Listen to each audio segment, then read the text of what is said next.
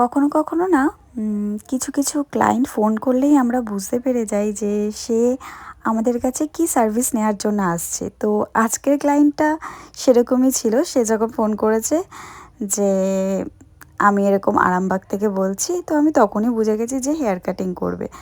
তা আমি বললাম, আবার হেয়ার কাটিং করবে? কারণ সে আমার কাছে ১ মাস আগেই কাটিং করে গেছে।